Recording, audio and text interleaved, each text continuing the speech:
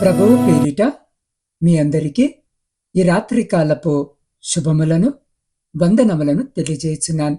ప్రియులారా, ఈ రాత్రి పరిశుద్ధ లేఖన భాగమును మనము చదివినట్లయితే, యెహోవా భక్తులారా, ఆయన యందు భయభక్తులు ఉంచుడి, ఆయన యందు భయభక్తులు ఉంచువానికి ఏమీ కొదవలేదు. 34వ సంకీర్తన 9వ వచనం. ప్రియ సహోదరి సహోదరులారా, ఈ రోజుల్లో లోటు, భయము, అనిశ్చిత మన హృదయాలను కలువర పెడుతున్నాయి. మనకు కావలసినవి దేవుడు ఇస్తాడా? మన జీవితం ఎలా సాగుతుంది అనే ప్రశ్నలు మనసులో తలెత్తుతాయి. అలాంటి సమయంలో దేవుని వాక్యము ధైర్యముగా ఒక సత్యాన్ని ఈ రాత్రి మనకు గుర్తు చేస్తుంది. యెహోవా భక్తులారా, ఆయన యందు భయభక్తులు ఉంచుడి, ఆయన యందు భయభక్తులు ఉంచువానికి ఏమీ కొదవలేదు అని.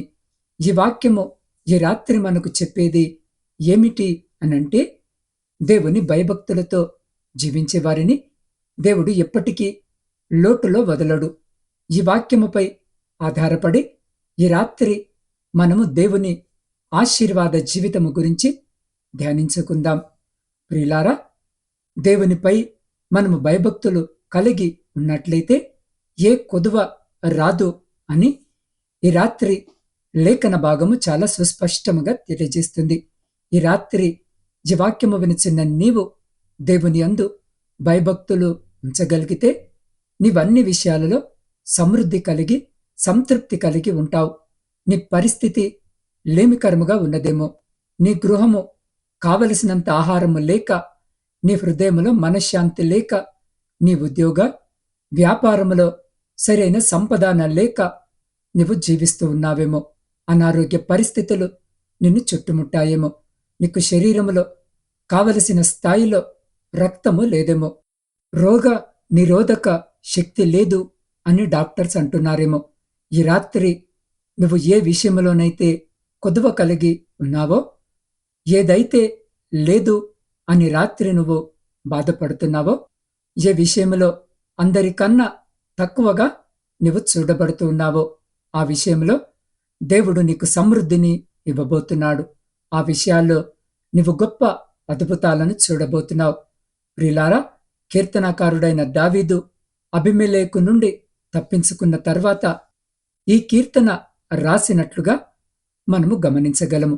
దావీదు ఒక భయంకరమైన సమస్యల్లో ఇరుక్కొని ఇక నా పని అయిపోయింది అని అనుకున్న ప్రతిసారి కూడా దేవుడు దావీదుకు సహాయం చేస్తూనే వచ్చాడు. అందుకే దావీదు అంటున్నాడు, ఆయనను రుచి చూసి తెలుసుకోవాలి అని, ఆయన సన్నిధిని అనుభవించాలి అని, ఆయన శక్తి ఏమిటో గ్రహించాలని. గ్రహించి అలానే ఊరక ఉండిపోకూడదు. ఆయన యందు భయభక్తులు కలిగి ఉండాలి. అప్పుడు ఆయనే అన్ని చూసుకుంటాడు. ఆయన యందు భయభక్తులు గల వారి చుట్టూ ఆయన దూత కావలి ఉండి వారిని రక్షించును అని దావీదు కీర్తిస్తున్నాడు. అయితే ఈ భయభక్తులు ఉంచడము అనే అంశము చాలా మంది మర్చిపోతూ ఉంటారు. ప్రియులారా, దావీదు భక్తుడు ఈ కీర్తనలో ఏమన్నాడో అని మనం ఒక్కసారి జాగ్రత్తగా ఈ రాత్రి ఆలోచన చేయగలిగితే, యెహోవా భక్తులారా అని సంబోధించాడు. అనగా అప్పటికే దేవుని ఎరిగిన వారు, అప్పటికే విశ్వాసములో కొనసాగుతున్నవారు అని మనం అర్థము చేసుకోవచ్చు. అదేంటి బ్రదర్, ఇప్పటి వరకు దేవుని ఎరగని వారికి ఆయన యందు భయభక్తులు ఉండవా అంటే, ఆ విషయాన్ని దేవుడి రాత్రి తెలియజేస్తూ ఉన్నాడు. ఉండవు అనే విషయాన్ని తెలియజేస్తున్నాడు. మనము చూడవచ్చు, విశ్వాసులము అని చెప్పుకుంటున్న కొంతమంది దేవునికెంతో విరోధముగా, ఆయన నామానికెంతో ఆయాసకరముగా జీవిస్తున్నారో అని. పేరుకైతే విశ్వాసులే కాని ఆయన చెప్పినటువంటి ఏ మాటను వారు అనుసరించరు, ఏ విషయాన్ని ధ్యానించరు, పాటించరు. దేవుని యందు భయభక్తులు ఉంచకపోగా ఈ లోక సంబంధమైన విషయాలపై వారి హృదయాన్ని ఉంచుతారు. మనుషులపైన నమ్మకాన్ని ఉంచుతారు. వారికి కలిగి ఉన్న ధనముపైన, జ్ఞానముపైన ఆలోచన ఉంచుతారు. అందుకే ప్రియులారా, వారి జీవితాల్లో ఈ రాత్రి లేమి, వారి జీవితాల్లో ఈ రాత్రిన ఒడిదుడుకులు, ఏదో ఒక విషయంలో బలహీనతలను చూస్తూ ఉన్నారు. సారెపాతు విధవరాలు తన దగ్గర ఉన్న కొద్ది పిండి నూనెతో ఎలా జీవించాలి అని అనుకుంది. ఈ కరువులో ఎలా బ్రతకాలి అని ఆలోచన చేసింది. కొదువలో ఉండి లేమిలో ఉంది. అదే సమయంలో దేవుడు ఏలియాను పంపి, ఉన్న దాంట్లో నాకు రొట్టెను చేసి పెట్టమ్మా అంటే, ఆమె లేమిలో ఉన్నప్పటికీ దేవుని యందు భక్తిని, భయమును బట్టి ఆ స్త్రీ ఆ మాటకు లోబడి ఆమె ఏలియాకు భోజనము సిద్ధపరిచింది. అందుకు ప్రతిగాను దేవుడు ఆమెను, ఆమె కుమారుణ్ణి కరువు కాలమంతా పోషించాడు. సింహపు పిల్లలు లేమిగలవై ఆకలిగొనును, యెహోవాను ఆశ్రయించు వారికి ఏ మేలు కొదవయుండదో. అడవిలో ఉన్న అన్న వచనము ప్రకారము అడవిలో ఉన్న సింహము సాధారణముగా ఎప్పుడు ఆకలితో ఉండదు. కావలసినంత ఆహారము దాని కుటుంబానికి సిద్ధపరిచి పెట్టుకుంటుంది. ఒకవేళ అదైనా లేమితో ఉండొచ్చేమో కాని దేవుని యందు భయభక్తులు కలిగి ఉంటే ఏ లేమి ఉండదు, ఏ కొదవ ఉండదు. అందుకే ప్రియ సహోదరి సహోదరులారా, పేతురు కూడా యేసయ్య మాటకు లోబడి ఉండబట్టే కదా అతని జీవితంలో ఆ రోజున అద్భుతాన్ని చూశాడు. ఒక చాప కాదు, విస్తారమైన చేపలు పట్టగలిగాడు. ఈ రాత్రి జీవాక్యము వింటున్న నా ప్రియ సహోదరి సహోదరుడా, నీవు సమృద్ధితో తప్పక నింపబడతావు. నీ లేమి నుండి నువ్వు తప్పక బయటపడతావు. అన్ని విషయాలలో నువ్వు సమృద్ధిని కలిగి నీ కుటుంబంతో సంతోషముగా, సమాధానముగా జీవించగలుగుతావు. అయితే ప్రియ సహోదరి సహోదరుడా, ఆయన యందు భయభక్తులు కలిగి ఉన్నావా లేదా అని ఒక్కసారి ఈ రాత్రి నిన్ను నీవు పరీక్షించుకోవాలి. ఆయనకు వ్యతిరేకముగా జీవిస్తే, ఆయన్ని కాదు అనుకొని జీవిస్తే లేమిని చూస్తాము. కాని ఆయనకిష్టకరముగా, విధేయతగా, భక్తితో జీవిస్తే ఏ కొదువ నీ చెంతకు రాదు. అది అనారోగ్యమైన, ఆర్థిక ఇబ్బందులైన దేవుడే అన్నిటినీ చూసుకుంటాడు. ఆయనే పోషిస్తాడు, ఆయనే నడిపిస్తాడు. కాబట్టి ప్రియ సహోదరి సహోదరుడా, ఈ రాత్రి జీవాక్యము వినిచిన్న నీవు దేవుని యందు భయభక్తులు కలిగి జీవించు. ప్రియ సహోదరి సహోదరుడా, ఈ రాత్రి మనము ధ్యానించిన దేవుని వాక్యము మన హృదయాలలో ఒక గట్టి నమ్మకాన్ని నాటాలి. మన బలము మన సంపదలో కాదు, మన పరిస్థితుల్లో కాదు, యెహోవా యందు ఉన్న భయభక్తులలోనే నిజమైన సమృద్ధి ఉంది. మనము దేవునిని గౌరవిస్తూ ఆయన చిత్తానుసారముగా నడిచినప్పుడు మన అవసరాలన్నింటినీ ఆయన తానే చూసుకుంటాడు. లోటు కనిపించినా, ఆలస్యం అనిపించినా దేవుని వాగ్దానము ఎప్పటికీ మారదు. ఆయనను భయభక్తులతో ఆరాధించు వారికి ఏ కొదువ కూడా ఉండదు. కాబట్టి ఈ రాత్రి జీవాక్యాన్ని మన హృదయాలలో దాచుకొని ప్రతిరోజు విశ్వాసముతో జీవిద్దాం. దేవుడు తప్పక మన జీవితాల్లో తన సమృద్ధిని దయచేస్తాడు. అట్టి రీతిగా మన జీవితాలను సిద్ధపరచుకున్నటకు అటువంటి గొప్ప కృప, ధన్యత దేవుడి రాత్రి మనకు దయచేయలాగున ఈ రాత్రి జీవాక్యము వినిచిన్న మీరు ఏ స్థితిలో ఉన్నా, ఏ స్థలములో ఉన్నా, అదే స్థితిలో, అదే స్థలములో కళ్ళు మూసుకొని తలలు వంచి నాతో పాటు ప్రార్థనలో ఏకీభవించండి. మహాశక్తి సంపన్నుడా, కృపా కనికరములు కలిగిన దేవా, జీవాధిపతివై ఉన్నవాడా, సర్వోన్నతుడా, సమస్తమును సాధ్యపరచగలిగిన పరలోకపు తండ్రి, ఈ రాత్రి ఈ సమయంలో మీకే కృతజ్ఞత వందనాలను చెల్లించుకొనిచున్నాం. అయ్యా, ఈ రాత్రి మీ వాక్యము ద్వారా మీరు మాతో మాట్లాడినందుకు మీకే కృతజ్ఞత వందనాలు. దేవా, నీ యందు భయభక్తులు కలిగి జీవించినట్లయితే మాకేమీ కొదువ ఉండదని మీరు వాగ్దానము చేశారు. అవును తండ్రి, ఎటువంటి లేమియు మా యొద్దకు రాకుండా గృహములలో కావలసిన ఆహారము, శాంతి, సమాధానము, మరి అన్ని విషయాలలో సమృద్ధిని మేము చూడబోతున్నామని గొప్ప అద్భుత కార్యాలను మేము అనుభవించబోతున్నామని అయ్యా మీ వాక్యము ద్వారా ఈ రాత్రి మాతో మాట్లాడినందుకే మీకే కృతజ్ఞత వందనాలు. దేవా, నీ యందు భయభక్తులు కలిగిన హృదయాన్ని మాకు దయచేయండి. అయ్యా మీ మాటకు లోబడి మేము జీవించేటటువంటి జీవితాన్ని మాకు అనుగ్రహించండి. అయ్యా ఈ రాత్రి వాక్యము విని ప్రార్థనలో ఏకీభవిస్తున్న ప్రతి బిడ్డను పేరు పేరున దీవించండి, ఆశీర్వదించండి, బలపరచండి. మీ కృప, మీ కనికరము, మీ దయగల హస్తము ప్రతి బిడ్డకు తోడుగా ఉండునట్లు దయచేయమని వేడుకొనిచున్నాం.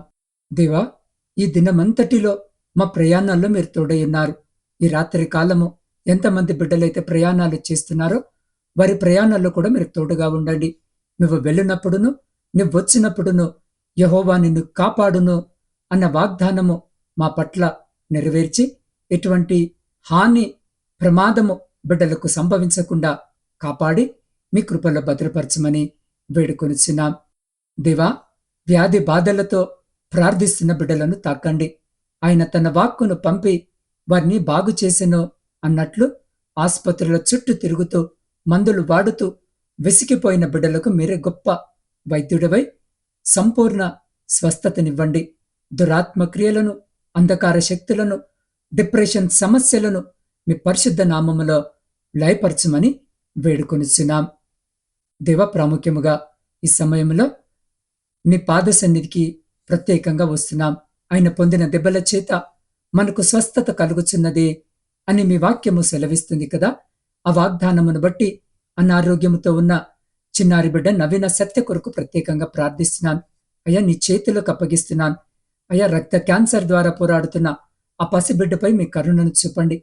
ఎముక గుజ్జులో ఉన్న ప్రతి క్యాన్సర్ కణమును మీ పరిశుద్ధ నామమున నిర్మూలమగునుగాక. ఆ బిడ్డ రక్తమును మీ పవిత్ర రక్తముతో కడగండి. చిన్న వయసులోనే బాధపడుతున్న ఈ వేదనను తొలగించి నవీన సత్యకు సంపూర్ణ ఆరోగ్యాన్ని, దీర్ఘాయువును ప్రసాదించండి. ప్రభువా, యవన బిడ్డ సిద్ధు కొరకు బ్రతిమలాడుకుంటున్నాం. కిడ్నీ ఫెయిలియర్ సమస్య చేత బలహీనపడిన సిద్ధును ముట్టండి.